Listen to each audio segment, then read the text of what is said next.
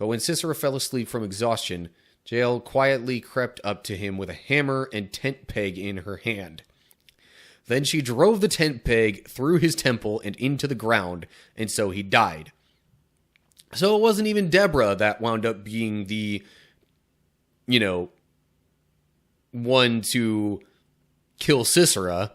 It was this other completely random person who was unrelated to the primary conflict and was seemingly, at least kind of assumedly, on good terms with King Jabin.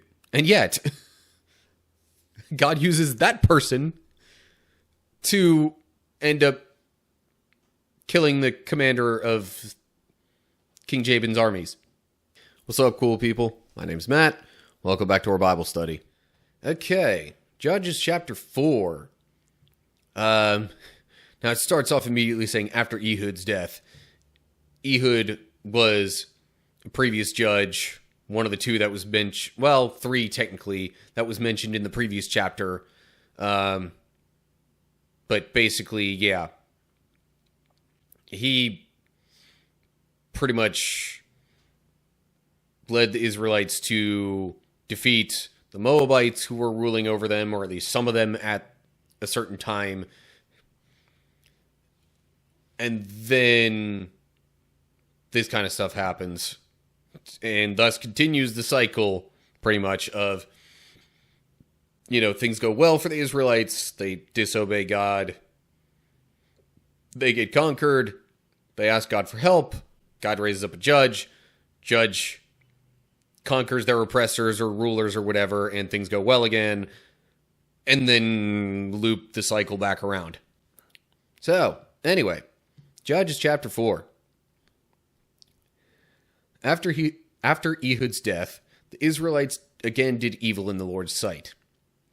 So the Lord turned them over to King Jabin of Hazor, a Canaanite king. The commander of his army was Sisera, who lived in Hazareth Hagoyim. Sisera, who had 900 iron chariots, ruthlessly oppressed the Israelites for 20 years. Then the people of Israel cried out to the Lord for help. Okay, so we've got a Canaanite king this time, whereas previously it was Eglon, who was a Moabite king. I'm not sure if it mentioned a particular people group, although I think it mentioned the kingdom of the previous king who conquered Israelites before Eglon. So it's like different people coming in and taking over parts of the Promised Land at different times, which is also all the more reason to believe that it might have been just kind of like, I don't want to say isolated events, but like definitely kind of separated, spread out incidences within Israel. Anywho, so 900 iron chariots implies basically that his army was strong and well fortified. And he ruthlessly oppressed the Israelites for 20 years. So then, we get to verse 4. Deborah, the wife of Lapidoth, was a prophet who was judging Israel at that time. She would sit under the palm of Deborah between Ramah and Bethel in the hill country of Ephraim, and the Israelites would go to her for judgment. One day she sent for Barak, son of Abinoam, who lived in Kadesh in the land of Naphtali. She said to him, "This is what the Lord, the God of Israel, commands you. Call out 10,000 warriors from the tribes of Naphtali and Zebulun at Mount Tabor. And I will call out Sisera, commander of Jabin's army, along with his chariots and warriors, to the Kishon River. There I will give you victory over him." Okay, so Deborah, So, like, the previous judges, it pretty much just said, all right, well, God raised up a judge, and then they did their judge thing to, like, rescue Israel without really getting much into what made them any kind of thing that would have had them deemed a judge previously. Deborah's a bit of a different case. Also, wife of... So, I mean, as if the name Deborah wasn't obvious enough, this is a woman who is in essentially a leadership position within Israel. So it's not like that was completely foreign to the Old Testament. Just putting that out there.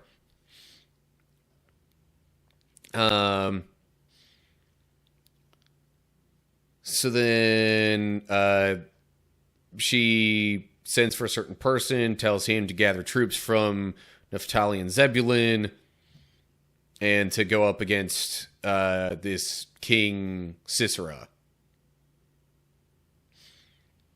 Or, sorry, Sisera was like the commander or whatever. Commander of Jabin's army. Spells it out right there. Read a little closer there, Matt, while you're going through your thoughts. But whatever. Okay, so she says this to Barak, and then we get to verse 8. Barak told her, I will go, but only if you go with me. Very well, she replied. I will go with you. But you will receive no honor in this venture, for the Lord's victory over Sisera will be at the hands of a woman. So Deborah went with Barak to Kadesh. At Kadesh, Barak called together the tribes of Zebulun and Naphtali, and 10,000 warriors went up with him. Deborah also went with him. Okay, so he agrees to go, but only if she goes with him. So because of this stipulation that he has added, he is not going to get whatever honor might have been attributed to him, because let's see here. The Lord's victory over Sisera will be at the hands of a woman. Now that might end up being Deborah. We'll see that a bit later. That would be my best guess, because, Deborah being there with him and the warriors would make the most sense, with her being kind of close by. All right, so they're ready to fight. And then we get to verse 11. Now Heber the Kenite, a descendant of Moses' brother-in-law, Hobab, had moved away from the other members of his tribe and pitched his tent by the oak of Zaananim near Kadesh. These names, man. Anyway, when Sisera was told that Barak, son of Abinoam, had gone up to Mount Tabor, he called for all 900 of his iron chariots and all of his warriors, and they marched from Harosheth Hagoyim to the Kishon River. Footnote there says father-in-law. That's a bit of a different relation there. Father-in-law versus brother-in-law. But either way, a descendant of a relative of Moses. And again, not like Aaron or as directly related through blood, but the marriage of Moses and those familial connections come up again.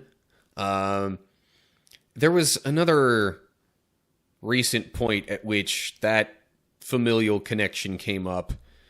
It was sometime over the course of the past few chapters. I can't remember what it is exactly, but maybe skim through those if you're curious about that. Okay. So then they're about to fight here. And then verse 14. Then Deborah said to Barak, Get ready.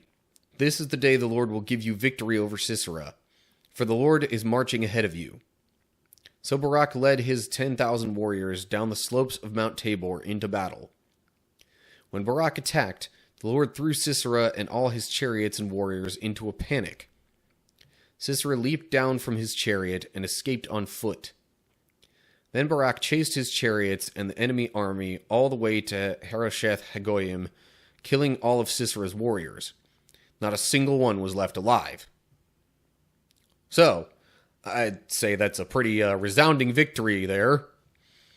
Now, it doesn't say for sure if, there were any other soldiers in addition to the, 900 iron chariots. If not, the odds of the numbers make more practical sense, but it doesn't have to be like that. There could have also been other warriors mixed in, and it's just God doing a God thing. And I mean, all the chariots and warriors getting thrown into a panic. At that point, the numbers of the opposition really don't make much difference. And then, we're just straight up victory. All the warriors end up being killed in battle. All of the enemy warriors end up being killed in battle. Verse 17. Meanwhile, Sisera ran to the tent of Jael, the wife of Heber the Kenite, because Heber's family was on friendly terms with King Jabin of Hazor. Jael went out to meet Sisera and said to him, "Come into my tent, sir. Come in. Don't be afraid." So he went into her tent, and she covered him with a blanket. Okay, so Heber was this guy up here who was descended from Hobab, the person related to Moses. So, still using familial connections of a sort all throughout this, even when these people aren't directly engaged in the main conflict or the main effort.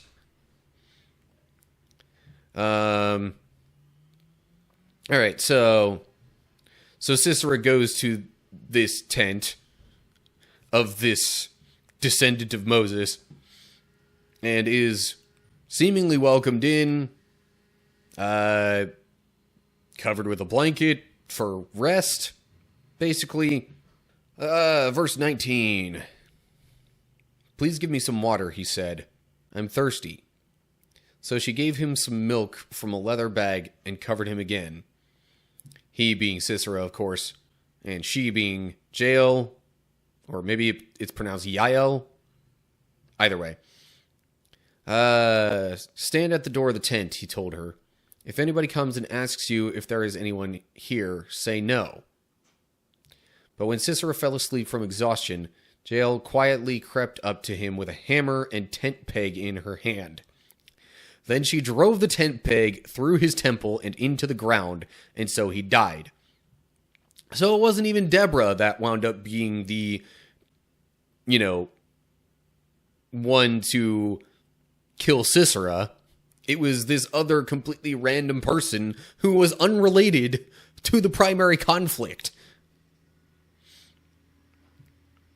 And was seemingly, at least kind of assumedly, on good terms with King Jabin. And yet, God uses that person to end up killing the commander of King Jabin's armies. Anyway, so he dead now. Then verse 22. When Barak came looking for Sisera, Jael went out to meet him. She said, "Come, and I will show you the man you are looking for." So he followed her into the tent and found Sisera lying there dead, with the tent peg through his temple. So on that day, Israel saw God defeat Jabin, the Canaanite king. and from that time on, Israel became stronger and stronger against King Jabin until they finally destroyed him. So that was actually kind of the start of, the push against King Jabin that eventually drove him out of the land. In fact, it says they destroyed him, implying that they might have eventually even gotten to the point of killing King Jabin, but definitely, just decimated any armies that he had. So, and it's not really mentioning, the way this is worded at the start of verse 23, it says, on that day Israel saw God defeat Jabin. It's not worded like Barak got the credit, or that Deborah got the credit, or that really much of anybody got the credit, except God. So, the thing that Deborah mentioned before about Barak receiving no honor, because Sisera will die at the hands of a woman, women generally didn't get credit for those kinds of things or get honored for those kinds of things because they're women. That's just kind of how it was at the time. Very patriarchal focused society. And since that was also just another detail to add a little wrinkle, so to speak, to everything that happened, it seems all the more apparent that then it was really God working through these various circumstances that seemed kind of disconnected. So that, I would argue, is why it's saying that, Israel saw God defeat Jabin, and God is the one getting the credit for it, not Barak or any of these other people involved. So anyway, once again, kind of unexpected way that God works through this stuff, because it was some random woman who it would have been thought at the time would have been friendly with King Jabin and Sisera, his commander, but she just decides to up and kill the commander who's fleeing battle. For what reason? It is not stated. So we really don't know. But that's how God chooses to work in this situation. Not what anybody would have expected. It's not through Barak, who's leading, the fighting troops against Sisera. It's not Deborah, who was the presumed judge and pseudo-leader of Israel, at least in that area at the time. It was just some random woman, completely unrelated to the whole situation. Anyway, all right. And with that, that's all I've got on Judges chapter 4. Okay, so Judges 4 was kind of all about Deborah, but kind of not. There were other people involved. She was deemed the judge at the time, but Barak was really the military guy. She just kind of, spoke God's will to him, and he acted upon it. Kind of hesitantly, though.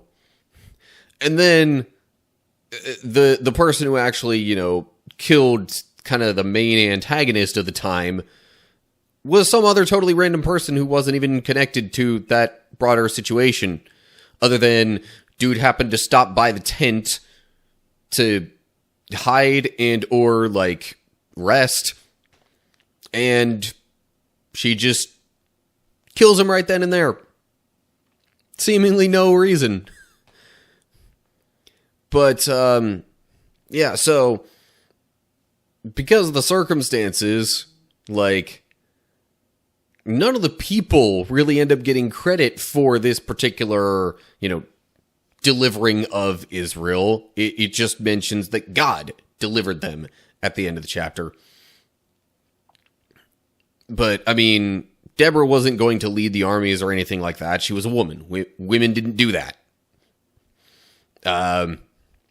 And Barak didn't get the credit because, he somewhat chickened out, or at least he was kind of hesitant.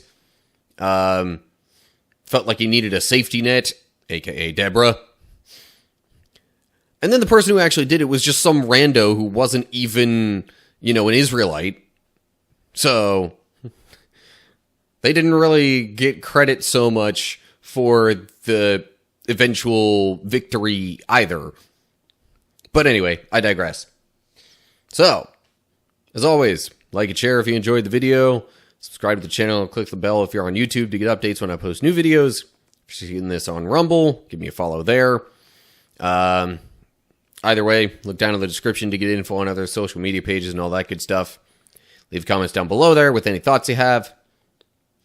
I mentioned at the end of the last video in this sort of wrap-up bit that, I stream these live if you want to, get involved in conversation and whatnot. I know you're watching this on YouTube, but I would actually kind of prefer, if you're able, that you watch over on Twitch, just because I'm trying to sort of make a push of sorts to get affiliate status on Twitch so that I can, unlock more community engagement things. That's about the best way I can describe it overall. Yeah, there is the thing where, okay, maybe I start getting some ad revenue or something like that, but the main thing is that, I'm pretty sure there's community engagement stuff that I can't really do right now that I would then have access to on Twitch after I get affiliate status there.